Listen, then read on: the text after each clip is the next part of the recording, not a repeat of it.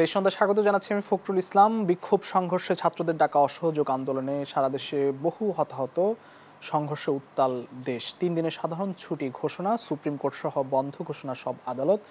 যারা নাশকতা করছে তারা কেউ ছাত্র নয়, সন্ত্রাসীদের শক্ত হাতে দমনে দেশবাসীর প্রতি আহ্বান প্রধানমন্ত্রীর। সন্ধ্যা 6টা থেকে অনির্দিষ্টকালের জন্য কারফিউ ঘোষণা স্বরাষ্ট্রমন্ত্রীর। আজকে আমরা শিরোনাম ঠিক করেছি আবার বন্ধ সামাজিক যোগাযোগ মাধ্যম।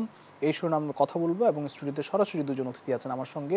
পরিচয় করাতে চাই, আছেন কুদ্দুস আফরাদ, সাবেক সভাপতি ঢাকা সাংবাদিক ইউনিয়ন, এবং আছেন ইলিয়াস খান, সাবেক সাধারণ সম্পাদক জাতীয় প্রেস ক্লাব। দুজনকে স্বাগত জানাচ্ছি। জনাব ইলিয়াস খান, আপনার কাছে আসি একটু সরাসরি। ছাত্রছাত্রীদের এক দফার পর আজ অসহযোগ আন্দোলন এবং তারা আরও বেশ কয়েকটি কর্মসূচি আগামীকাল তার পরদিনের জন্য ঘোষণা করেছে। বহু হতাহতের খবর আমরা পাচ্ছি। জয়পুরহাটে 1 জন, বগুড়ায় 2 জন, রংপুরে 4, মুন্সিগঞ্জে 2, ফেনীতে সংঘর্ষে 5 জন নিহত এবং পাবনায়ও নিহত হয়েছেন, বরিশালেও নিহত হয়েছেন, এরকম বহু জেলায় এবং ঢাকাতেও 2 জন নিহতের খবর আসছে। কি হচ্ছে আসলে, কোন দিকে যাচ্ছি আমরা, সমাধানের পথ কোথায়? সামাজিক যোগাযোগ মাধ্যম। আপনাকে ধন্যবাদ এবং আমার অত্যন্ত শ্রদ্ধাভাজন আমার সহ আলোচক ঢাকা সাংবাদিক ইউনিয়নের সাবেক সভাপতি জনাব কুদ্দুস আফরাদ এবং এই অনুষ্ঠান যারা শুনছেন। আমি আমার বক্তব্যের শুরুতেই যারা গত কদিন এবং আজকে নিহত হয়েছেন তাদের রুহের মাগফিরাত কামনা করছি। আসলে এই সিচুয়েশনটি এখন নিয়ন্ত্রণের বাইরে চলে গেছে বলে আমার মনে হয়। কোথাও ছাত্ররা বা আন্দোলনে যারা আছেন তারা কোনো কিছু মানছে না, এখন তাদের এক দফা দাবি তুলে ধরছে। আমি তাদেরকে ধন্যবাদ জানাচ্ছি। আমার এক ধরনের অভিমান কাজ করেছিল, কারণ কোটা আন্দোলন মূলত ছিল ছাত্রদের স্বার্থের বিষয়, বাট এখন তারা গণতন্ত্র উদ্ধারের আন্দোলনে নেমেছে। এটি অত্যন্ত ভালো দিক, কারণ গত 15 বছর ধরে গণতান্ত্রিক যে রাজনৈতিক দলগুলো তারা আন্দোলন করেছে, নানা পর্যায়ে আন্দোলন এখন ছাত্রদের হাতে আছে, যেটা 100 বার আছে।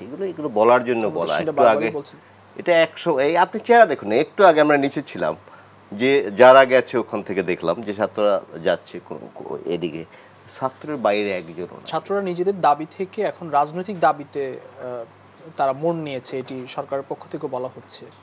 রাজনৈতিক দাবি, এটা তো সবার দাবি। বাংলাদেশের গণতন্ত্র উদ্ধার করতে হবে। আমি বলি আপনাকে, ছাত্ররা বাংলাদেশে যত গণতান্ত্রিক আন্দোলন, যত গণতন্ত্র উদ্ধারের আন্দোলন, সবগুলো কিন্তু ছাত্ররা মূল ভূমিকা পালন করেছে। ছাত্রদের ভূমিকা ছাড়া একটি আন্দোলনে কিন্তু সাফল্য আসেনি। আমি আপনাকে একটা উদাহরণ দিই। এই সর্বশেষের যে আন্দোলনটি, সেটিতে কুদ্দুস ভাই ছিলেন, আমরাও ছিলাম, যে এরশাদ বিরোধী যে আন্দোলন হয়েছিল। এর আগে বিএনপি আন্দোলন করেছে, আওয়ামী লীগ, জামাত, 5 দল সবাই মিলে আন্দোলন করেছে, কিন্তু স্বৈরাচারী এরশাদ কিন্তু নামাতে পারেনি। যখন ছাত্ররা ফুঁসে উঠেছে, বিশেষ করে তখন এত সারা দেশে আন্দোলন হয়নি, ঢাকা বিশ্ববিদ্যালয় মূলত আন্দোলনের প্রাণ কেন্দ্র ছিল।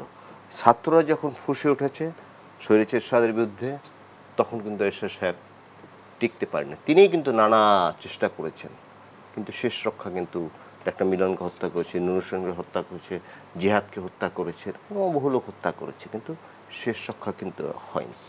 এবারও অবস্থাটা সেই পর্যায়ে এসছে, কারণ এই যে সংকট সৃষ্টি হয়েছে এটা গণতন্ত্রহীনতার কারণে। গত 15 বছর ধরে যে শাসন চলছে উদ্ধত, যে আমি শক্তি দিয়ে সব কিছু দমন করে রাখবে, এই যে প্রমাণতা আপনি দেখুন। প্রথম যে ছাত্রদের আন্দোলন ছিল, নির্দোষ সব দাবি মানা হয়েছে না। আমি বলি, আমি লেট মি ফিনিশ। এই জীবনগুলো কে দিবে? ছাত্রদের দাবি মানা হয়েছে। ছাত্ররা এখন শুধু দাবির জন্য আছে, এখন তার গণতন্ত্র উদ্ধারের আন্দোলন করছে। তারা এখন এক দফায় এসে এই মানুষ হত্যার, এই ছাত্র হত্যার প্রতিবাদে শিশু হত্যা, এবং আমাদের অনেক পুলিশ ভাই তারাও দেখছি কয়েকজন নিহত হয়েছে, আমাদের সাংবাদিক বন্ধুরা তারাও কয়েকজন ক্যাজুয়ালিটি হয়েছেন, 5 জন বোধহয়, অনেকে আহত হয়েছে। আর প্রকৃত ফিগার কিন্তু আমরা পাইও নয়। অনেক অনেক মানুষ চোখ হারিয়েছে, হাত হারিয়েছে, পা হারিয়েছে, এগুলো কিন্তু আমরা সব পাইও নাই। এই যে অবস্থা, মনে রাখবেন 1857 সালে যে সিপাহী বিদ্রোহ হয়েছিল এবং আমাদের মহান মুক্তিযুদ্ধ বাদে এত স্বল্প সময় এত মানুষ এই উপমহাদেশে কোনোদিন এরকম হত্যাকাণ্ডের শিকার হয়নি। ঘরের বারান্দায় বসে আছে শিশু, তাকে হত্যা করা হয়েছে। একটি ছেলে দেখেছি, নিশ্চয়ই আপনাদেরও চোখে পড়েছে, যে কার্নিশ ধরে আছেন নির্মীয়মান বিল্ডিংয়ের, লুকিয়ে থাকার জন্য সেখানে তাকে পাখির মতো হত্যা করা হয়েছে। তারপরে দেখুন এই যে ছেলেটি প্রথম শহীদ আবু সাইদ, একটা নির্দোষ মানুষ দাঁড়িয়ে রয়েছে, তার বুকে গুলি করে হত্যা করা হয়েছে। এবং পুলিশ পরে কি রিপোর্ট দিল, যে গোলাগুলির মধ্যে পড়ে তার, এখানেও তো ছাত্ররা ক্ষুব্ধ হয়েছে যে তুমি যে কি বিচার করবা, পুলিশ যে কি চার্জশিট দিবে, ছাত্ররা বুঝে গেছে এই মৃত্যুর কোনো কোনো এর জন্য কোনো শাস্তি হবে না, কারণ একজন ছাত্ররা বেশি খেপে গেছে। সুতরাং এখন যে ছাত্ররা এসছে, আমি আবারও ধন্যবাদ জানাই ছাত্রদের। গণতন্ত্র উদ্ধারের আন্দোলন করতে হবে। যদি দেশে গণতন্ত্র, সুশাসন, সাম্য, মুক্তিযুদ্ধের যে মূল চেতনা, এবং এই ছাত্ররা এত ক্ষুব্ধ কেন? এরা চায়, প্রায় 4.25 কোটি ছাত্র কোনোদিন ভোট দিতে পারে না। এখন যারা আন্দোলন করছে তাদের বয়স ধরুন 20 থেকে 25 বা 26, 27 এরকম। তারা কিন্তু কোনোদিন ভোট দিতে পারে না বাংলাদেশে। এই ক্ষোভগুলো সব এক জায়গায় তাদের মনের মধ্যে খুব আঘাত করেছে যে এরকম একটা রাষ্ট্র, এটিকে আমাদের পূর্বসূরীরা আমরা দিয়েছিলেন, এর জন্য কি দেশ স্বাধীন করেছিলেন, 30 লক্ষ মানুষকে এই জন্য রক্ত দিয়েছেন। সুতরাং এবং ছাত্রদের সবচেয়ে বড় যেটি ছাত্রদের সাথে অন্যায় করা হয়েছে, এবং এটি আওয়ামী লীগের প্রবণতা, আওয়ামী লীগের মতের সাথে যার মিল নেই সেই রাজাকার। এই যে প্রবণতা থেকে বেরিয়ে আসছে ছাত্ররা, এবং তারা দেখিয়ে দিয়েছে যে না, আমরা রাজাকার না, তোমরা যতই বলো আমরা রাজাকার না, সেটি কিন্তু তারা প্রমাণ করছে। কারণ এই আন্দোলনে কিন্তু অনেক মুক্তিযোদ্ধার সন্তান, নানা শ্রেণী পেশার মানুষের সন্তান আছে, এবং এই ছাত্রদের আন্দোলনে এখন সবচেয়ে বড় বিষয় হচ্ছে সাধারণ মানুষ যোগ দিয়েছে। যে কালকে যে শহীদ মিনারে যে আন্দোলনটি হয়েছে, আপনি বিস্মিত হবেন যে ধরুন একজন মোহাম্মদপুর আসতে চাইছে, তিনি বলছেন যে আমি শহীদ মিনারে যাব, রিক্সাওয়ালা বলছে উঠুন, নেমে বলছে আপনার পয়সা লাগবে না। এই যে ফিলিংটা, আমি একদম বাস্তব আমার একটা উদাহরণ দিই। জাতীয় প্রেস ক্লাবের সামনে কালকে আমাদের একটি প্রতিবাদ সমাবেশ ছিল, যে আমাদের সাংবাদিক ভাইদের হত্যা করা যে হয়েছে সেটির প্রতিবাদে। সেখানে 200-300 রিক্সাওয়ালা দাঁড়িয়েছিল, এবং যারা বক্তব্য দিচ্ছিলাম তখন কিন্তু তারা সবগুলোতে হাততালি দিয়েছে। মানে এই আন্দোলনের সঙ্গে তারা। আমি আপনার কাছে আসবো। আমি একটু জনাব কুদ্দুস আফরাদ, আপনার কাছে একটু আসতে চাই। আলোচনার দরজা এখনো খোলা আছে। আজকেও বলেছেন তথ্য প্রতিমন্ত্রী, অপরদিকে সরকারের সঙ্গে কোনো আলোচনায় যেতে চাইছেন আন্দোলনকারী ছাত্ররা। গতকাল তারা জানিয়েছেন আসলে কোন পথে হাঁটছে এই আন্দোলন। এখন যা হচ্ছে, যা দেখছি বাহিরে বহু হতাহতের ঘটনা ঘটছে, সমাধানের কি কোনো পথ নেই? ধন্যবাদ আপনাকে, ধন্যবাদ আমাদের সহ আলোচক সাংবাদিক নেতা জনাব ইলিয়াস খান, এবং যারা এই মুহূর্তে দেশ টিভির সামনে আছেন আমাদের কথা শুনছেন, আপনাদেরকে শুভেচ্ছা। প্রথমত যে পরিস্থিতি আপনি যেটা বললেন যে কিভাবে এটার কোনো সমাধান নেই, সমাধান নিশ্চয়ই আছে, সমাধান থাকবে না কেন? তো সমাধানটা হচ্ছে এই যে তথ্যমন্ত্রী বললেন বা অন্যান্য আরও কিছু মন্ত্রীরা বলতেছে, তাদের যে আহ্বান বা অনুরোধ বা পদক্ষেপ সো ডিলে পদক্ষেপ হচ্ছে। এরা সব কিছুই করছে, আমরা একটু আগে আলোচনা করছিলাম। মানে প্রথমে যে চাহিদা ছিল, চাহিদা পরের চাহিদা সবগুলো কিন্তু হচ্ছে, কিন্তু ঠিক টাইমে হচ্ছে না, লেটে হচ্ছে। আসলে কথা কি জানেন, আপনি আপনার এই যে এখন এখানে সঞ্চালনা করছেন, আমাদের চেয়ে পাওয়ার কিন্তু আপনার বেশি। আপনি ওনাকে থামায় দিতে পারেন, আমাকে বলতে দিতে পারেন। ক্ষমতার চেয়ারে থাকলে মানুষের একটু বুদ্ধি লোপ পায়, ক্ষমতাটা মানুষকে এতটাই করে। আর যখন ক্ষমতা থাকে না, মানুষের কৌশল বাড়ে।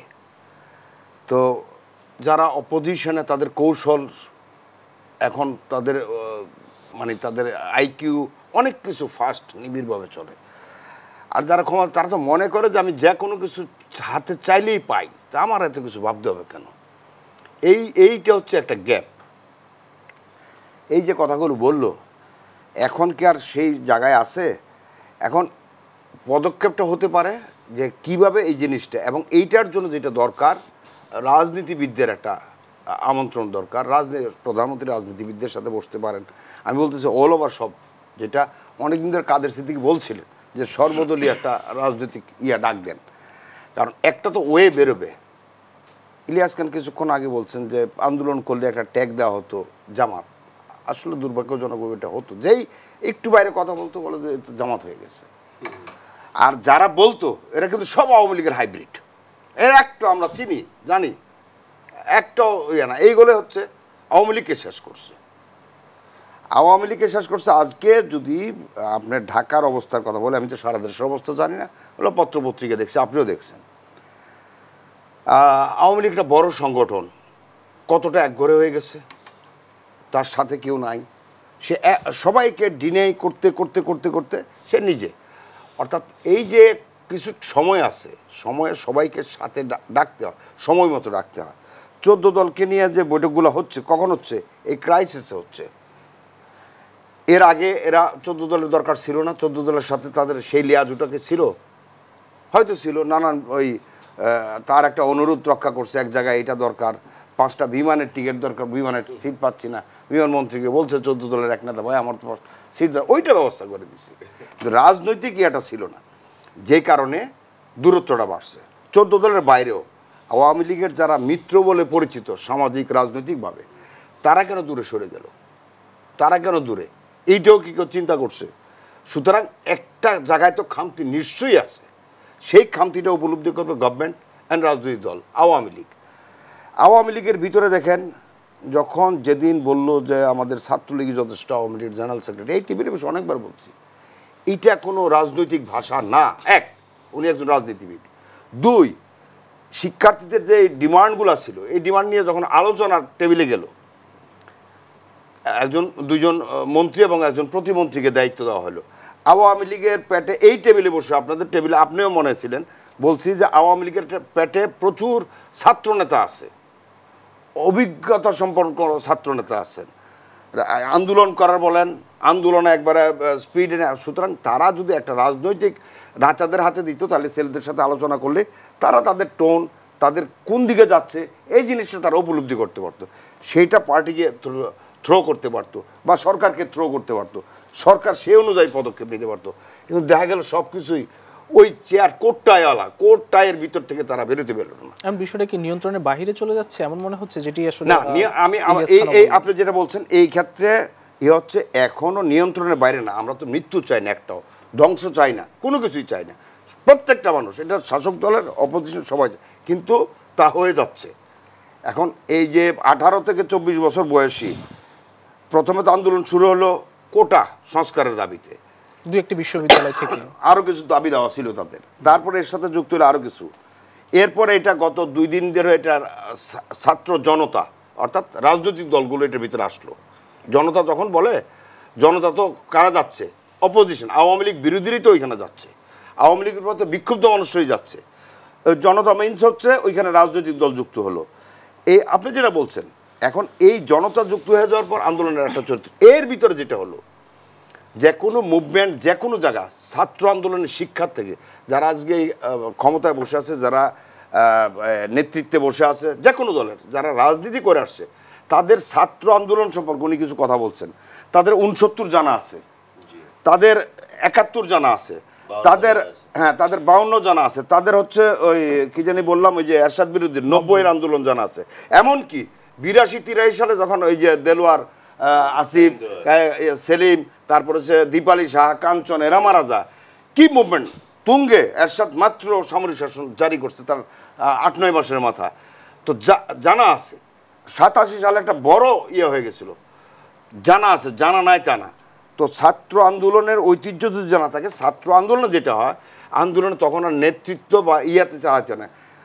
এই যেটা বলছিলাম, 14 থেকে বা 15 থেকে ধরেন 24 বছর বয়সী এই বয়সের ছেলেরা, ওদের ধর্মে একটা দ্রোহ থাকে, তারুণ্য এবং কৈশোরের একটা দ্রোহ থাকে। ওরা করে কি, মাঠে এমনি যায়, ওইটা তাদের ফুর্তির বিষয়। এবং ওইটা আবার যারা একটু ইয়াং, 18-র পরে, ওরা আবার বুঝে শুনে যায়, ওরা একটা পরিবর্তন চায়, ওদের চোখে পরিবর্তন। এই জন্য ছাত্র আন্দোলনকে অন্য সব আন্দোলনের সাথে একাকী করাটা হচ্ছে সবচেয়ে বড় ভুল। আমরা আবার আপনার কথা শুনবো নিশ্চয়ই, আবার সামাজিক যোগাযোগ মাধ্যমে এই বিষয় নিয়ে কথা বলবো। প্রিয় দর্শকদের সঙ্গে নিতে হচ্ছে একটি ছোট্ট বিরতি, ফিরবো একটু পর, সঙ্গেই থাকবেন।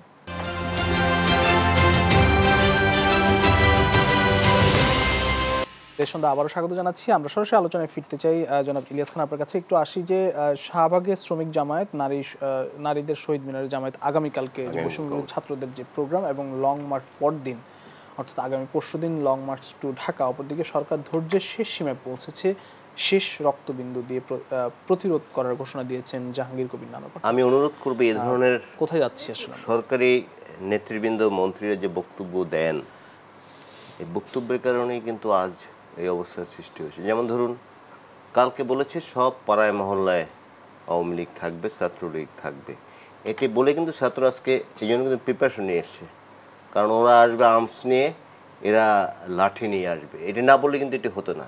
যেমন প্রথম দিন ছাত্রদের যে আন্দোলনটি যদি ঢাকা বিশ্ববিদ্যালয়ে হয়েছে, একমাত্র আওয়ামী লীগের সাধারণ সম্পাদক, যিনি অনেকেই বলেন যে অতি কথা বলেন, ছাত্রলীগই তার যথেষ্ট, তার ছাত্রলীগ কোথায় এখন? এই আন্দোলনরত ছাত্রদের, এবং এরা কিন্তু যে যাই বলুক এরা কিন্তু খুব নিরীহ ছাত্র, সাধারণ ছাত্র। আমরা বিশ্ববিদ্যালয়ে দেখেছি যারা ডাইরেক্ট ছাত্রলীগ করে, যারা ডাইরেক্ট ছাত্রদল করে, তাদের মেন্টাল মেকআপ একরকম, আর যারা সাধারণ ছাত্র এরা কিন্তু রাজনৈতিক মার প্যাচ বোঝে না। তারা দেখেছে দেশে এমনি চাকরি কম, চাকরির বাজারে ভালো অবস্থা নাই, দেশে বেসরকারি প্রতিষ্ঠানগুলো দিতে পারছে না, সরকারি প্রতিষ্ঠান দিতে পারছে না। নাহলে ধরুন এই মাত্র 4000 চাকরির জন্য কি লক্ষ লক্ষ ছেলে আন্দোলন করে? ঠিক করছে।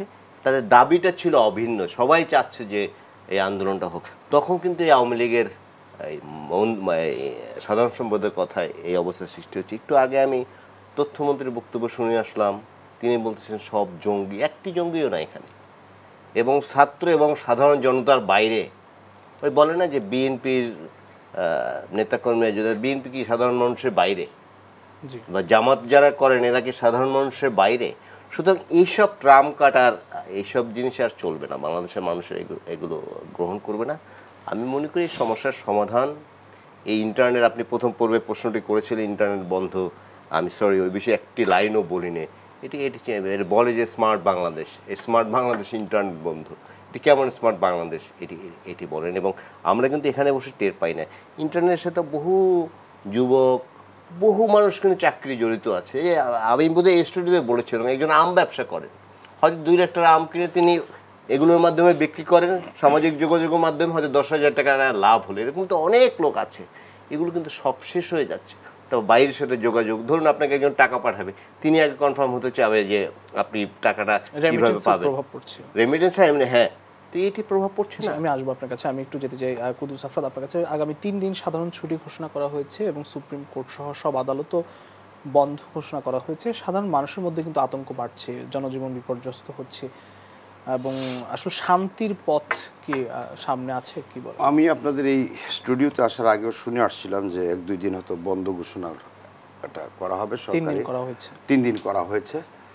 এর তাহলে তো ওই যে যেটা গতকাল ছাত্র আন্দোলন, বৈষম্যবিরোধী ছাত্র আন্দোলনের জনতার সমাবেশ থেকে যে অসহযোগের ঘোষণা দিল, অসহযোগ তো তাদের করতে হচ্ছে না, এটা তো গভর্নমেন্ট করছে। অসহযোগের মূল জিনিস, যদি অফিস আদালত বন্ধ থাকে তাহলে কিন্তু অসহযোগ কার্যকর হয়ে যায়। হতাহতর ঘটনাগুলো, বিক্ষোভ সংঘর্ষগুলো, আমি বলছি হতাহত একটা দিক আছে, অসহযোগ যেটার জন্য ডাকা হয়েছে সব কিছু বন্ধ থাকবে বলছে তারা, বন্ধ রাখা, ব্যাংকের প্রতি আহ্বান জানাইছে, অন্যান্য যোগাযোগ ব্যবস্থার প্রতি আহ্বান জানাইছে। অভ্যন্তরীণ বলছে, অভ্যন্তরীণ জরুরি সার্ভিসে যারা আছে, অর্থাৎ সাংবাদিকেরা, চিকিৎসা প্রতিষ্ঠান, হসপিটাল, তারপরে পণ্য পরিবহনের গাড়ি, কাঁচামাল পরিবহনের গাড়ি ইত্যাদি ইত্যাদি এর মুক্ত থাকবে। তো যদি একটা হচ্ছে যে কারফিউ যদি কন্টিনিউ করে, তা এটা জারির মানে হচ্ছে কারফিউ কন্টিনিউ করবে। কারফিউ কন্টিনিউ করলে আমরা হচ্ছে এই অবস্থা থেকে পরিত্রাণ চায় মানুষ, প্রথমত মানুষ পরিত্রাণ চায়। যদি 3 দিনে পরিত্রাণ করা হয় খুব ভালো, 3 দিনের জন্য মানুষ ক্ষতি পুষিয়ে নেবে। কিন্তু 3 দিনে যদি করা না যায়, আর যদি আরও অনির্দিষ্টকাল চলতে থাকে, তাহলে কিন্তু সাপে বড় অবস্থা আর কি মানুষের। যারা আন্দোলন করছে থেকে অনির্দিষ্টকালের জন্য কারফিউ, আমি সেটাই বলছি, শিথিল অবস্থা কিন্তু এখনো ঘোষণা করা হয়নি। শিথিল দেয় সাধারণত, শিথিলতা ওয়ার্ল্ড ওয়াইড কারফিউ উঠিয়ে নেওয়া হয়েছে, গতকাল ঘোষণা করা হয়েছে, উঠিয়ে আজকে বাড়িয়ে দেওয়া হয়েছিল ঢাকা সিটিতে কারফিউর শিথিলতা বাড়িয়ে দেওয়া হয়েছিল, সেই জায়গায় হঠাৎ সাসপেন্ড করে এটাকে আরো করা হয়েছে আজকের অবস্থার প্রেক্ষিতে। এটা করতেই পারে, কিন্তু আমার কথা হচ্ছে এটা কতদিন কিভাবে চলবে, এটার একটা মিনিমাইজ দরকার। মিনিমাইজের জন্য নানান পন্থা আছে, আমি একটু আগে বলছিলাম। হ্যাঁ, আমাদের মনে রাখতে হবে, আমি দেখছি এই যে তারা পদত্যাগ চাচ্ছে, যারা আমাদের শিক্ষক সমাজ বা রাজনৈতিক সমাজ, আজকে বিএনপির মহাসচিব উনিও বললেন যে এই মুহূর্তে বিদায়, রিজাইন সিস্টেম কিন্তু এখন শেখ হাসিনা যদি রিজাইনও করে, আওয়ামী লীগের আরেকজন প্রধানমন্ত্রী হবে, কারণ পার্লামেন্ট তারা majority party. Sheikh Hasina resign করলে সরকার, এই মন্ত্রী পরিষদ শেষ, কিন্তু আরেকটা মন্ত্রী পরিষদ আওয়ামী লীগের নেতৃত্বে হবে। তো পার্লামেন্ট থাকবে কি থাকবে না, এইসব জিনিসগুলো আগে ফয়সালা হইতে পারে, নাহলে এই পদত্যাগের দাবি ঠুনকো প্রথমত একবার কার্যকর। মানে আমরা যদি কনস্টিটিউশন বহাল রেখে করে বলি, যতক্ষণ পার্লামেন্ট বহাল আছে, গভর্নমেন্ট যেই আসুক সেটা আওয়ামী লীগই করবে। আমি জানি না এখানে একটা ফাঁক ফুকর থাকতেও পারে, তারা হয়তো এই শেখ হাসিনার নেতৃত্বে চায় না, অন্য কারোর নেতৃত্বে চায়। কিন্তু আজকে আবার শিক্ষকদের একাংশ একটা রূপরেখাও দিল। হ্যাঁ, তো তারা বললো এটা ঘষা মাজা করে আর আগানো যায়। আমি খুব দুঃখের সঙ্গে বলছি, শিক্ষকদের মাথায় যারা করছে। একজন বলেছেন যে পার্লামেন্ট জরুরি ডেকে ওই যে নিশ্চিত তত্ত্বাবধায়ক সরকার যে বিল পাস করেছিল মনে আছে আমাদের, হ্যাঁ, বিল 15 ফেব্রুয়ারি নির্বাচনের পরে এরকম ভাবে কিছু করা যায়, এরকম একজন আমাকে ফোন করে বললেন যে জরুরি পার্লামেন্ট ডেকে সেখানে সিদ্ধান্ত নেওয়া হোক, কারণ পার্লামেন্ট তো সর্বোচ্চ বডি, হ্যাঁ সর্বোচ্চ বডি আইন প্রণয়নে, এরকম কোনো সিদ্ধান্ত নেওয়া যায় কিনা সেই কথা একজন। না সেটা তো এই প্রপোজাল তো ফোনে হবে না, এই প্রপোজাল হচ্ছে আনুষ্ঠানিক, তাদের সাথে নেগোসিয়েশন হতে হবে, কোনো না কোনো পক্ষে নেগোসিয়েশন করতে হবে। আমি যেটা এখনো গ্যাপ আছে বলছি, এটা অনেকেই এই যে আন্দোলন করছে যারা শিক্ষার্থী তারা তো এত কিছু বোঝার কথা না, সেই জন্য তারা মাঝে মধ্যে 24 ঘন্টার আলটিমেটাম দেয়, হ্যাঁ, কিন্তু যারা এই যে আজকে শিক্ষকরা একটা অংশ ঢাকা রিপোর্টার সমিতি প্রেস কনফারেন্স করলো, তাদের পুরো বক্তব্য আমি দেখলাম, তাদের পুরো বক্তব্যকে একবারও মনে হয় না যে পার্লামেন্ট জীবিত রেখে সরকার পদত্যাগ হয় না, পার্লামেন্ট জীবিত রেখে সর্বদলীয় সরকার হয় না, এটার কোনো ইয়েই নাই, স্কোপ নাই অন্য কাউকে এখানে ইন করানোর। এটা তো পার্লামেন্ট এবং সংবিধান এই দুইটা যদি জীবিত থাকে তাহলে এইসব কিছু হবে না। এই দুইটা কি সাসপেন্ড চায়, এটা ক্লিয়ার করতে হবে। এই দুইটা সাসপেন্ড চাইলে আবার অনেক কিছু হবে। তো সেই জন্য আপনি যেগুলো বলছেন, আর আরেকটা কথা, আজকে বিষয় যেহেতু সামাজিক যোগাযোগ মাধ্যম, ওই প্রসঙ্গ দুইটা লাইন বলি, আমাদের প্রথম দফায় বলা হয় নাই। সামাজিক যোগাযোগ মাধ্যম বন্ধ করা হচ্ছে মূলত গুজব ঠেকানোর জন্য, কিন্তু গুজব কিন্তু বেড়েও যায় এবং সেই গুজবগুলো আরও ভয়াবহ। আমরা হয়তো এখানে দেখি না, বাইরে গুজব কিন্তু ছড়তেছে, এটা এক। দুই, ইন্টারনাল হচ্ছে মুখে মুখে গুজব। আমাদের যখন পত্রিকা সীমিত ছিল এবং দূরবর্তী অঞ্চলে একদিন পরে পত্রিকা যাইতো, বা সকালের পত্রিকা সকালে যেত না, অর্থাৎ আমরা খবরটা তাৎক্ষণিক জানতে পারতাম না, তখন কিন্তু একটা সাধারণ মৃত্যুর ঘটনা বা সাধারণ চুরির ঘটনা পাশের গ্রামে শোনা যায়, যেটা অনেক রূপ দিয়ে বলা হচ্ছে। সো সংবাদ প্রবাহ কোনোভাবেই বাধাগ্রস্ত করা ঠিক না, হ্যাঁ, এমনকি যদি গুজবের আশঙ্কা বেশি থাকে, এতে গুজবের আশঙ্কা, সংবাদ প্রবাহ যতটা পারা ক্লিয়ার করা উচিত, মানুষ বুঝে নিতে পারে কোনটা সত্য কোনটা মিথ্যা, পক্ষে বিপক্ষে দুই পক্ষে জনমত আছে, কোনটা এডিটিং করে করা হয় কোনটা করা হয় না এটা বুঝে নিতে পারে। এইটাকে বাধা দিয়ে করা যায় না। কিছু কিছু সাইড যদি মনে হয় গভর্নমেন্ট মনে করে তার জন্য এটা, বা জাতির জন্য, বা আমাদের কিছু কিছু সাংবিধানিক আছে যে তাদের জন্য এগুলো খুব হয়, সেই সব সাইট তারা যদি অফ করার কোনো অবস্থা থাকে অফ করে দিতে পারে। জি, আমরা আবারও ফিরবো প্রিয় দর্শক, দেশ সন্ধ্যা নিচ্ছে আরও একটু বিরতি, ফিরবো একটু পর, সঙ্গেই থাকবেন।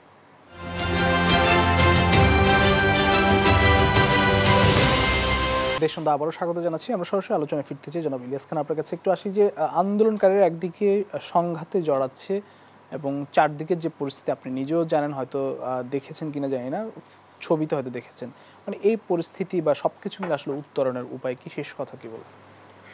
আন্দোলনকারী সংঘাতে জড়াচ্ছে না, তারা আত্মরক্ষা করছে। আমি একটু আগে এই আলোচনায় বলেছিলাম যে কালকে আওয়ামী লীগ কর্মসূচি করছে, পাড়ায় মহল্লায় তারা শান্তি সমাবেশ করবে, এবং আপনি নিশ্চয়ই ফলো করবেন যে এই যে আন্দোলনটি হয়েছে, আমরা বিভিন্ন জায়গায় চিটাগং সহ ছাত্রলীগ, যুবলীগ, স্বেচ্ছাসেবক লীগের অনেকের হাতে অস্ত্র দেখেছি। আন্দোলনকারী একজনের হাতে কোনো গণমাধ্যম আমসহ একটি ছবি দেখাতে পারেনি, কারণ এরা ছাত্র, এটা কোথায় পাবে? আগে শিবির উত্তরা একবার নিয়ে ঘুরতে অস্ত্র শিবির ইউজ করছে, সেটি যে ফ্যাক্ট চেকিং হিসেবে প্রমাণিত সেটি শিবির নেই। যাই হোক, আচ্ছা, সেই প্রসঙ্গে আমি আলাপ করি। আগে ধরুন ইউনিভার্সিটিতে আমরা যখন ছিলাম, বিভিন্ন সংগঠনের আর্মস থাকতো, অনেক আর্মস, ছাত্রলীগ, ছাত্রদল, জাসদ, আর্মস 300, 400, 500 রাউন্ড গুলি হতো। এখন কিন্তু হয় না, কারণ পুরো ইউনিভার্সিটিগুলো একটি ছাত্র সংগঠন দখল। যাক, সেটি ভিন্ন প্রসঙ্গে। এখন উত্তরণের পথ একটি আছে, এই কারফিউ বলেন, জরুরি অবস্থা বলেন, আর্মি নামান। আর আর্মিটা কিন্তু মনে রাখতে হবে, এটা কিন্তু পাকিস্তানি আর্মি না। আর্মিরা কিন্তু বাংলাদেশের একটি ছেলের গায়ে গুলি করতে 10 বার চিন্তা করবে। আজকে পুলিশ তো নিউট্রাল হয়ে গেছে অনেক জায়গায়, পুলিশ কোথাও কিছু বলছে না। কালকে যে শহীদ মিনারের সমাবেশ হয়েছে, আশেপাশে কিন্তু কোনো পুলিশ ছিল না, কারণ সে সন্তানের গায়ে গুলি করছে। এটা তো পাকিস্তানি পুলিশ না, এটা তো বাংলাদেশের মানুষ। যেমন আমাদের 71 সালে বা 52 ভাষা আন্দোলন বা অন্যান্য যে আন্দোলন, 69 গণঅভ্যুত্থান, তারা গুলি করছে নির্দ্বিধায়। এটি তো অন্যের ছেলে, গুলি করতে আমার কি? কারণ এটি তো এখন আমার ছেলে, আমি কিভাবে গুলি করব? সুতরাং এগুলো করে কোনো লাভ হবে না। আমার মনে হয় একটি রাস্তা আছে এখন, ছাত্রদের এক দফা, সেই দফা মেনে নিতে হবে। কারণ এই আন্দোলনের এখন একটু আগে যেটি আমি বলেছি, সবচেয়ে বড় দিক হচ্ছে সাধারণ মানুষ অংশগ্রহণ করছে। ছোট বাচ্চা থেকে শুরু করে বাবা মা আত্মীয় স্বজন সবাই যোগ দিচ্ছে। কারণ একটি পরিবারে একজন মানুষ যখন মারা যান, ধরুন একটি বিশ্ববিদ্যালয়ের একটি ছেলে মারা গেল, সে বিশ্ববিদ্যালয়ের ছেলেরা কিন্তু দল টল দেখবে না, সে আমার সতীর্থ, তাকে হত্যা করা হয়েছে, আমি মাঠে নামবো। অবস্থায় এখন এই অবস্থায় দাঁড়িয়ে। সুতরাং এক দফা যদি আমি আরো স্পষ্ট করে বলতে চাই, জি পদত্যাগের আর বিকল্প নেই। আমরা একটু জনাব কুদ্দুস আসাদ আপনার কাছে একটু যেতে চাই, সমাধানের উপায় কি? মানুষ আসলে শান্তি চায়, যে জনজীবনের বিপর্যয়, সেই বিপর্যয়ের মুক্তি চায় আসলে। আমি এটা প্রথমেই বলছিলাম যে কতদিন লিঙ্গার করবে। অবশ্যই জনজীবনের এই অস্থিরতা খুব দ্রুত নিরসন করার দায়িত্ব, এবং নিরসনের দায়িত্ব হচ্ছে প্রধানত গভর্নমেন্টের। তারপরে যারা আন্দোলন করছে তাদেরও হতে হবে, কারণ এত ক্ষয়ক্ষতি, অর্থাৎ তারই বন্ধু, তারই সতীর্থ, তারই সহযোদ্ধার মৃত্যু বা কোনো ক্ষয়ক্ষতি, এই যে আওয়ামী লীগ নেতাদের বাড়ি ঘর ভাঙছে, বিএনপি নেতাদের বাড়ি ঘর আক্রান্ত হচ্ছে, বা অন্য প্রতিষ্ঠানে আক্রান্ত হচ্ছে, এগুলো তো কোনোটাই কাম্য না, কেউ কামনা করছে না, কিন্তু হয়ে যাচ্ছে হচ্ছে উত্তেজনার সময় অনেক কিছুই আর থাকে না। আবার এই উত্তেজনার সময় কিছু দুষ্কৃতিকারী থাকে, তারা তাদের টার্গেট ফুলফিল করে ফেলে। তারা কার সাথে তার আগের জেদাজেদি ছিল, ইন্টারনাল এবং এক্সটার্নাল দুই দিকেই হয়। এটা অনেক সময় ইন্টারনাল নিজেদের মধ্যেই হয়ে যায়। তো এই সুযোগগুলো নিতে, এবং এই দায়টা কিন্তু আলটিমেটলি এই ক্ষতটা হচ্ছে জনগণ বহন করতে হয়, দায়টা পড়ে গভর্নমেন্টের। কারণ গভর্নমেন্ট যেহেতু সিকিউরিটি দেওয়ার কথা, গভর্নমেন্টের জায়গাটা ব্যর্থ হয়। আর উনি যেগুলো বলছেন পদত্যাগ কোনো সুরাহা না, সুরা হলে আমিও বলতাম পদত্যাগ সুরাহা না। কারণ পদত্যাগ করবে কালকে যে আসবে, পরশু দিনকে এই অ্যাডমিনিস্ট্রেশন, যে অ্যাডমিনিস্ট্রেশনে আমরা সারাদিন যেই ব্যুরোক্রেসিরা আমরা সারাক্ষণ বলছি লুপাটকারী দুর্নীতিবাদ, এদেরকে চলে যাবে না, এরাই থাকবে। আমরা দেখছি তো এরকম মুহে বহু পরিবর্তন এদেশে হয়েছে। আমাদের কালচারটা, রাজনৈতিক কালচার, এই কারাপশন কালচার, এইসব সব কালচারে পরিবর্তন আনতে হবে। আর হ্যাঁ, পরিবর্তন সবার, এটা হচ্ছে নাগরিক, বুদ্ধিজীবী, রাজনীতিবিদ সবার। এই ইন্টারনাল এই রাজনীতিবিদদের যে দুর্বৃত্তায়ন, অর্থাৎ দুর্নীতিকে প্রশ্রয় দেওয়ার, যে প্রত্যেকটা রাজনীতি দুর্নীতিকে প্রশ্রয় দেওয়ার একটা রাখে, ওই তারা মোহ রাখে, যার টাকা আছে, দাপট আছে, প্রভাব আছে, সে সবচেয়ে খারাপ হলে তাকে কিন্তু জায়গা দেয়, বড় চেয়ারটা ছেড়ে দেয়। এইটাকে দূর করতে হবে। সত্যিকার রাজনীতিবিদ, ভালো মানুষ, এদেরকে বাছাই করতে হবে। আর দুই, ওই পদত্যাগ তো এইভাবে হয়নি, একটু আগে বললাম পার্লামেন্ট বহাল রেখে এগুলো হবে না। পার্লামেন্টের ব্যাপারে তাহলে সিদ্ধান্ত আসতে হবে। এখন সেই সিদ্ধান্তের জন্য কি হবে না হবে সেটা আর একটু ব্যাপার, আর একটু বড় আঙ্গিকের ব্যাপার।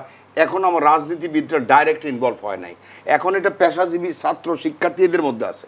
আমি মনে করি এই যে একটু আগে ইলিয়াস খান বললেন যে ছাত্র শিক্ষার্থী অভিভাবক ওরা পর্যন্ত যাচ্ছে এখানে, এই জোয়ারটা তো আসলে কেন হচ্ছে আমাদের এই সমাজ ব্যবস্থায়, এই যে যা বললাম একটু আগে, কারাপশান, বৈষম্য, হ্যাং ত্যাং, কোনো প্রতিকারহীন। আমার একটা ক্ষতির সম্মুখীন হলাম, আমি একটা ইলেকট্রিসিটি বিল নিয়ে যখন প্রশাসনের বা ওই দপ্তরের কি বলা যায় এটা ঝামেলার শিকার হলাম, আমার উপর অত্যাচার করা হচ্ছে, আমি প্রতিকার চাইলাম, প্রতিকার হচ্ছে না। আমি যদি মন্ত্রী পর্যন্ত যাই তাও হচ্ছে না। অবস্থাটা তো এরকম হয়ে গেছিল, কোনো জায়গায় হচ্ছে না। আর কিছু মানুষ আছে এই গভর্নমেন্টের সময়, এই যে প্রশাসন একটা জায়গায় বসছে, তাকে আর পরিবর্তনের, সুতরাং সেও জানে যে আমি যতদিন গভর্নমেন্ট আছে ততদিন আসি। এইসব কারণে এইসব ফেড আপ ইয়াগুলো আসছে। আমাদের বিশ্ববিদ্যালয় ইন্টারনাল এই যে শিক্ষকদের যেটা প্রত্যয় স্কিম বাতিল করলো, এটা বহুদিন আগে করতে পারতো। এটা নিয়ে আপনাদের টেবিল একাধিকবার আপনিও ছিলেন, জাহাঙ্গীরনগর বিশ্ববিদ্যালয় একজন টিচারও ছিল এখানে, তার সাথে কথা হয়েছে। অনার্থক এটার ভিতরে ঢুকানো হলো, এটা নিয়ে এই লম্বা রশি টানাটানি প্লাস্টিকের মতো এটা টানে, যে সর্বশেষ বাতিল। এগুলা কালেকটিভলি যথাসম্ভব দ্রুত সিদ্ধান্ত নিতে হয়। ছাত্রদের 35 বছরের চাকরির দাবি আছে আমাদের, যেহেতু এখন বয়স বেড়েছে, প্রত্যেকের বয়স বেড়েছে, তো 35 বছর পর্যন্ত চাকরিতে ইন করার ব্যবস্থাটা রাখলে দোষ কি? 35 হোক 32 হোক এটা রাখতে পারে তো। তো আমরা এইসব জায়গায়, এইটা কিন্তু দাবি দীর্ঘদিন ধরে আছে ছাত্রদের, শেষ করতে হবে। জি, তো আমাদের এইগুলো মাথায় আসতে হবে। আমরা কি দেখলাম গত শিক্ষা প্রতিষ্ঠানে ছুটির জন্য হাইকোর্টে যেতে হলো, হ্যাঁ, কারণ শিক্ষার্থীরা লস হয়ে গেছে কিছুদিন আগে। এই যে এখন শিক্ষা লস হচ্ছে, এটার জন্য কোন কোর্টে যাবে? এগুলা কার কোনখানে খামতি আছে, ঘাটতি আছে, এগুলো বিবেচনায় রেখে যত দ্রুত এই অবস্থা থেকে পরিত্রাণ পাওয়া যায় সরকারের কাছে দাবি থাকবে। সরকার যাতে তেমন একটা পদক্ষেপ নেয়, আন্দোলন যারা করছে তাদের কাছে পদক্ষেপ, শুধু অ্যাগ্রেসিভ হলে চলবে না, একটা আলোচনার দরজায় যেতেই হবে। জি, অসংখ্য যেহেতু আলোচনার আমন্ত্রণ জানাইছে প্রধানমন্ত্রী, আমি মনে করি আলোচনা অসংখ্য যাওয়া ধন্যবাদ উচিত। কুদ্দুস আফরাদ, ইলিয়াস খান, দুজনকে আবার ধন্যবাদ জানাচ্ছি। প্রিয় দর্শক, দেশ সন্ধ্যা আজ এখানে শেষ করতে হবে, আবার দেখা হবে আগামীকাল একই সময় অন্য কোনো অতিথিদের নিয়ে। সেই পর্যন্ত সবাই ভালো থাকবেন, সুস্থ থাকবেন, শুভ সন্ধ্যা।